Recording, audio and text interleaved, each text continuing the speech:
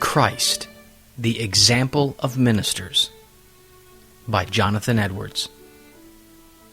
It is not only our great duty, but will be our greatest honor, to imitate Christ, and do the work which He has done, and so act as co-workers with Him.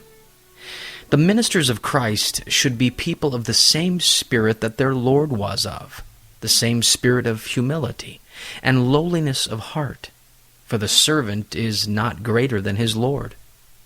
They should be of the same spirit of heavenly mindedness and contempt of the glory, wealth, and pleasures of this world. They should be of the same spirit of devotion and fervent love to God.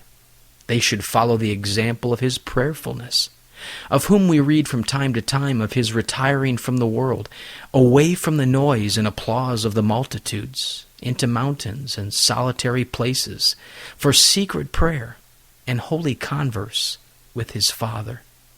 Ministers should be people of the same quiet, lamb-like spirit that Christ was of, the same spirit of submission to God's will, and patience under afflictions, and meekness towards men, of the same calmness and composure of spirit under reproaches and sufferings from the malignity of evil men, of the same spirit of forgiveness of injuries, of the same spirit of charity, of fervent love and extensive benevolence.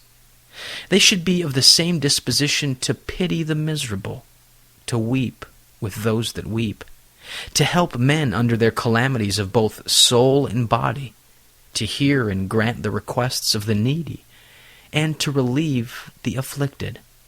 They should be of the same spirit of condescension to the poor and lowly, tenderness and gentleness toward the weak, and great and effectual love to enemies.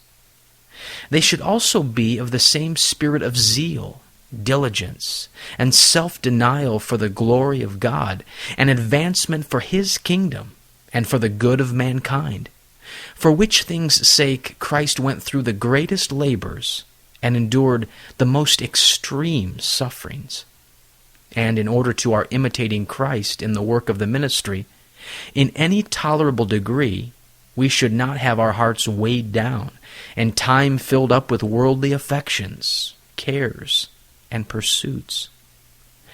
The duties of a minister which have been recommended are absolutely inconsistent with a mind much taken up with worldly profits, worldly honors, worldly amusements, and worldly entertainments.